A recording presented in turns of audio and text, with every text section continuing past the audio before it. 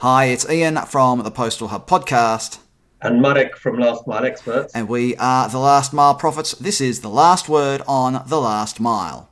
This video is created thanks to Modern Expo, one of the key players in the world's parcel locker market. Modern Expo's product portfolio includes innovative solutions with refrigeration and freezing cells, Bluetooth locks, and even personal parcel lockers. Marek, news out of the UK that Royal Mail is considering splitting itself in half. Well, not really splitting itself in half. It's considering separating Royal Mail from GLS. Now, before we get into the nitty-gritty, Marek, can you give us like a 20-second overview of what GLS is and how it fits into the Royal Mail ecosystem?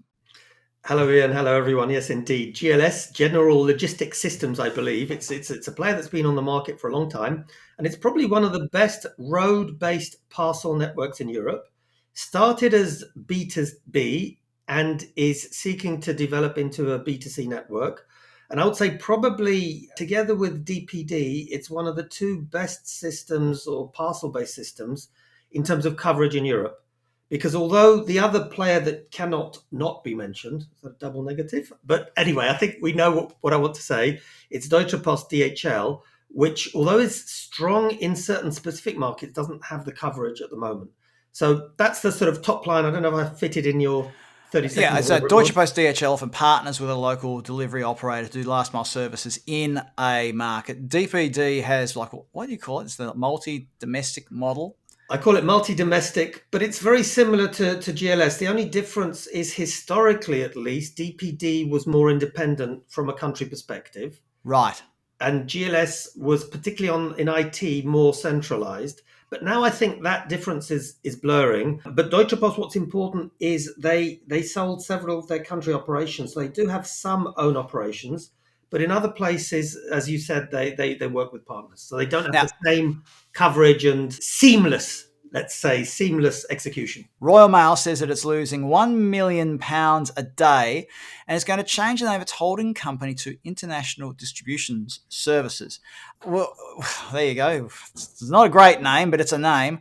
And that it said if the Royal Mail board would consider separating the two brands if significant operational change in its UK business can't be achieved. Now, what does that really mean, Mark? Does that mean that it's looking at the lack of profitability in its Royal Mail business, the traditional business, let's call it, and saying, well, we need to split the two? To be honest, Ian, I can't say what their intention was. I can imagine what it might be. And from my own perspective, and I think probably fairly logical perspective, you've got the UK, which has several issues. And let's call the UK a bit of a problem child at the moment. So Royal Mail UK, they've lost exclusivity with the post office. They've got the union issues. It's a big deal. And it's something that really requires absolute focus and attention and resource, both human and financial.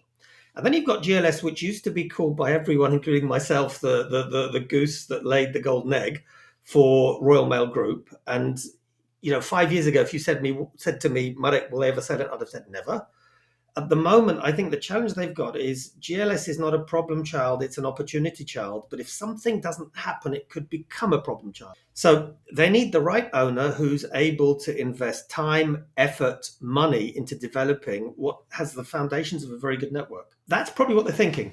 Royal Mail struggling with declining letter volumes. It has impending industrial action. As we record this, the CW has said that it will go on strike. So there are issues with its workforce, and it's in a very competitive domestic parcels environment.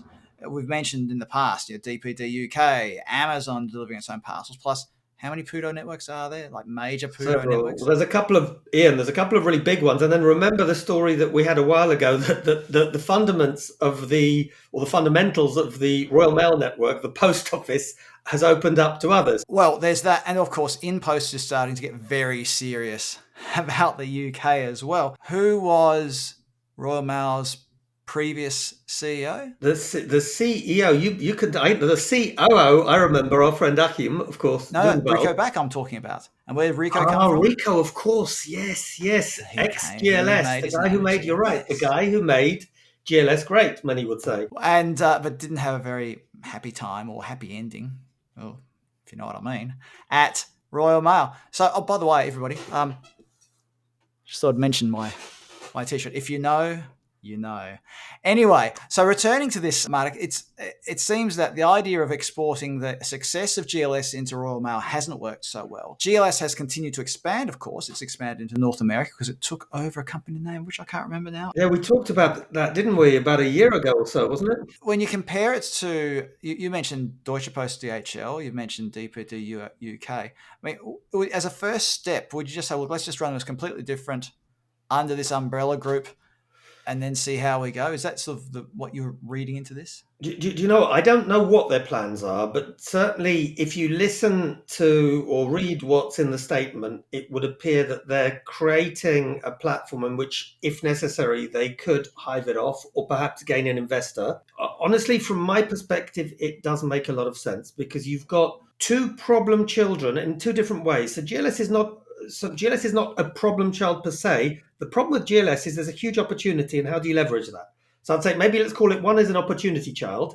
And I'm not sure Royal Mail, with all the other issues it's got, is able to leverage that opportunity. So let's call it different. GLS is the opportunity child. Right. Royal Mail is the problem child. And whilst you're dealing with a problem, and £1 million a day is quite a big problem, I would imagine certainly for the shareholders, because it's a listed company at the moment, I would say that all hands on deck to deal with that. And that means there's not really time, the finance, etc., available to look after the opportunity child. I think it makes a lot of sense, actually. And my gut, and this is pure gut feel, nothing happens without a reason. Yeah, it'd be interesting to sort of be a fly on the wall in these discussions as to why they think this would be a good outcome. Of course, we can only imagine what the reaction of the union will be to this, to say, well, how they will react to this, whether they see this as a provocation or a distraction when there are these ongoing negotiations and imminent strike action. Who knows what the union's reaction will be? I'll be interested. I know there are a few CW members and enthusiasts who watch these videos. So if you want to leave a sneaky comment underneath as to what you think, well, please do.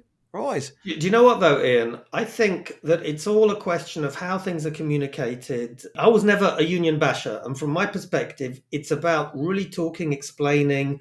At the end of the day, you cannot make something from nothing. And if you're able to talk, to explain, to find solutions together, quite often they can be found.